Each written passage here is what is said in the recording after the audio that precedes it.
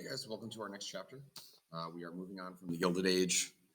Despite how much I love that chapter, we do actually have to move on, apparently, according to AP. So we're going to take all of the evils and all of the bad things from the Gilded Age that made it earn its name, according to Mark Twain. Remember, it's not the Golden Age, it's the Gilded Age. And we're going to theoretically solve all of those problems in the Progressive Era, which is a period that runs simultaneous to another period in American history, which is imperialism. But generally takes us up until about 1920. And we're hopefully going to address all the issues that we clearly laid out last chapter and go from there. So the first thing that we're going to talk about is a group that we really didn't mention at all last chapter, and that is the farmers. We talked certainly at length about issues with immigrants and workers, but we never really talked about the farmer. And that's because I think it's easier to just to put into this chapter. But just because we didn't talk about them doesn't mean they experience any less issues than workers that would organize into labor unions. The farmers have real problems during the Gilded Age period, leading up until the very beginning of the 20th century. Excuse me. If you remember, during the Civil War chapter, we talked about the Homestead Act of 1862 that was signed by President Lincoln, and that made it really easy for people to settle west, buy land at an incredibly low rate. Most of it was in Kansas, and it attracted migrants from the city, immigrants, and as a result, we see lots of people moving west during the 1860s and 1870s. At the same time, we have, because of the technological innovations of the Gilded Age, we're going to get a lot of new inventions that are going to make farming even easier. The reaper, the harvester, the tractor, which will be dominated by the McCormick Company in particular, that have a monopoly on that industry. So as a result, we have very high crop yields, which is great, but also has some real negatives. And we're going to see that despite these great innovations, the farmers are really at the mercy of the robber barons and big business. One of the first problems they run into is money. During the Gilded Age, we have a very, very conservative monetary policy, right? We talked about how Republicans controlled the national interest. They were dominated by the Eastern banks. As a result, they're going to have very high tariffs and very conservative fiscal policy. We're only going to exist on the gold standard at this time. Farmers called for a bimetallic standard. They wanted gold and silver to be circulated into the economy, and silver would be distributed at a 16-to-1 ratio for its value in gold. And the idea here is if more money is circulated into the economy, we can raise prices because people will be able to buy at higher prices because they have more money. And this is really going to be their focal political point that they're going to make. They're going to start with lobby groups and eventually get to a political party that will try to establish the bimetallic currency. Machinery is a huge issue. As I mentioned earlier, the McCormick Reaper Company is based out of Chicago, is really the titan of industry in the farming community. They have a monopoly on basically everything. You can only buy the products from them, which means they're going to be able to set prices incredibly high, and it forced farmers to borrow money, in order to buy machinery. Where are you going to borrow all that money from? Well, banks out east, which are going to be one of the big enemies of the farmer. You were forced to get loans from Eastern banks that are part of this conservative fiscal policy, and you would see interest rates as high as 40% on bank loans. So you're in a cycle of debt constantly as a result. Because of the incredible high crop yields as a result of the technological innovations, we're overproducing crops.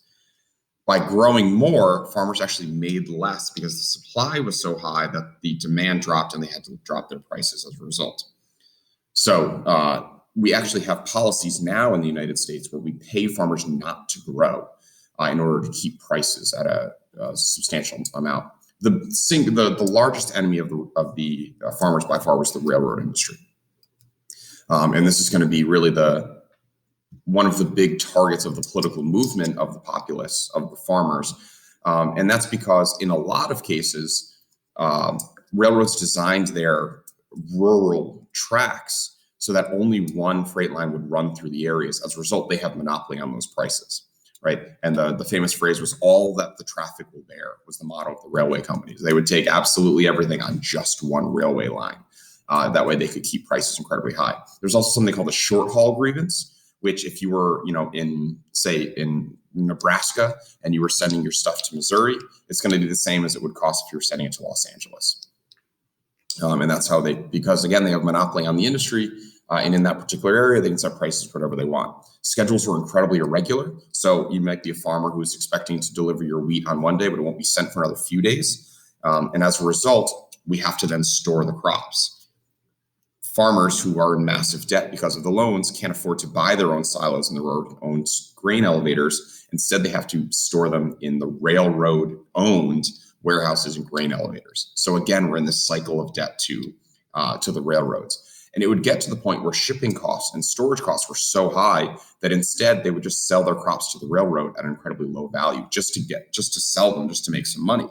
But because the railroads have all the leverage, they can drop the prices. So you can see why we would consider the railroads really to be the great enemy of the farmers. And because of land grants from that conservative fiscal policy, railroads owned huge tracts of land in the Midwest. If you wanted to expand your farms, if you were lucky enough to profit and make money, you have to buy from the railroads at an incredibly high price per acre. So much like the workers out east are having real problems with management, farmers are experiencing the same thing. And just like the workers out east, they're going to organize. The very first farmers union was called the Grange. They were officially known as the Patrons of Husbandry, formed in 1867. And they're going to take more of a political stance, much like the Knights of Labor that we talked about, in order to get things done. They're going to pass what are called Granger laws in several states, particularly Illinois, Wisconsin. They're going to be really the breeding ground for the populist movement. And these were established to regulate prices of warehouses, grain elevators, freight rates, things like rebates that we're going to talk about. And there were also two individuals who are really going to be the voice of the farmer. Mary Lease, who famously said from Kansas, she wanted to raise less corn and more hell. And then you have a guy named Senator Benjamin Pitchfork Ben Tillman, who really gets a kind of a negative view in American history because he's a white supremacist who was all about Jim Crow. But he did, in South Carolina, work very hard to improve the rates of railroads throughout the state for farmers. So these groups come together all under the leadership of these two individuals. However, just like we talked about with the rise of labor unions, the trusts, the monopolies are not going to sit back and take this, and they're going to use legal avenues to overturn these laws. That's what's called the Granger cases. And the two that you need to know that are from your vocab are Munn versus Illinois and Wabash St. Louis and Pacific versus Illinois. Those are railroad companies that were sued as a result of their monopolies and the actions they were taking against the farmers. While those two individuals were very successful, really where we're going to find our most success for the farmers is in the Populist Party. Now, populist means people, right? Populi in Latin refers to the people. And this organization that was founded in 1892 in Omaha, Nebraska, believes it speaks for the people, for the farmer, who is really like the identity of America. And if you saw in that political cartoon I had you look at, one could argue that the farmer is responsible for the growth of America, right? He feeds them all. So this party is a third party, right? This is really one of the first times in a while that we have a real dominant third party that said that it spoke for those that were left out of the Democratic Party of the South and the Republican Party of the North and the East. So we're going to get members of the Grange, we're going to have members of the Farmers Alliance, which is another organization, and they're going to come together with the hopes of also attracting laborers from the AFL and the Knights of Labor. And their whole thing was attacking Eastern conservative Republican interests, right? Their campaign slogan was, "In God we trusted, in Kansas we busted." The farmers had put their faith in the Homestead Act, that moving to Kansas would get them great opportunities, that we read about with Mary Anton, for example, in our accounts. And instead, they've gotten nothing but basically exploitation by the banks. And they create something called the Omaha Platform at their first meeting. And they list out their platform demands, things they hope to achieve, right? The graduated income tax, which will be established. And we're going to see that populists are very successful. almost every single one of their programs will be adopted later on. And that's the purpose of a third party, is not to win elections. It's to get all, or if most, if not all, of your ideas adopted by the dominant party. And we're going to see that the Democratic Party, ironically, will become the party of the farmer. And it will adopt almost every single one of these programs. The graduated income tax, obviously government ownership of railroads, telegraphs, and steamships will not happen. But political reforms are going to be huge. The bimetallic standard will not happen, but we will get a change in the gold standard. So one could argue that's possibly successful. The 8-hour workday absolutely will be established. Rights for women. They were, however, very anti-immigrant because they were concerned about immigrants taking up farm labor. So obviously the rights for women will be very successful with the right to vote. And then a sub-treasury plan that I mentioned before that would keep crops off the market. And that's something that we have today that's very, very successful in the United States. And they had two slogans, the Populist Party did. One was America is becoming a nation of two classes, tramps and millionaires. We would know this today as the growing gap between the rich and the poor. They were 100% correct. And then lastly, this is really their political belief. The federal government is responsible for the social and economic well-being of the American people. They believed, much like Democrats do, generally speaking today, that the federal government should be responsible for eliminating inequalities between the rich and the poor. And this will be their approach, particularly in the election of 1896. So they do run candidates in 1892 and 1894. You can see here, this is the first election that they sponsored General James B. Weaver of Iowa, who did relatively well. He won several states, which is great for a third party. Really, though, the election of 1896 is where they're going to really have their most successful moments. And they're going to run a guy named William Jennings Bryan, who's known as the Boy Orator of the Platte. And in 1896, the Populist Party doesn't exist anymore. It's now been absorbed by the Democratic Party.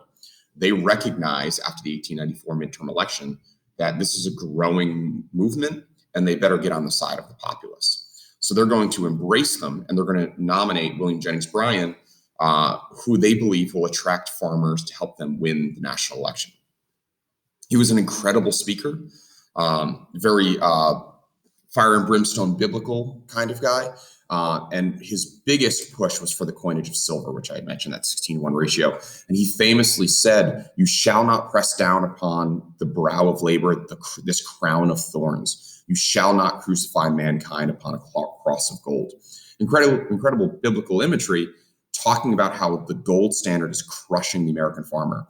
And higher circulation that we talked about with increased silver would raise prices and would raise the overall well-being of farmers. And he has an incredible attraction across the country. He campaigned like no president before him. He gave an unbelievable number of speeches around the country, and he would get up and tour, particularly in the West and the South. And Republicans were really fearful that he might destroy their hold on the White House. So the Republican political machine gets to work, led by, his name was Marcus Alonzo Hanna. He was the boss of the Republican Party.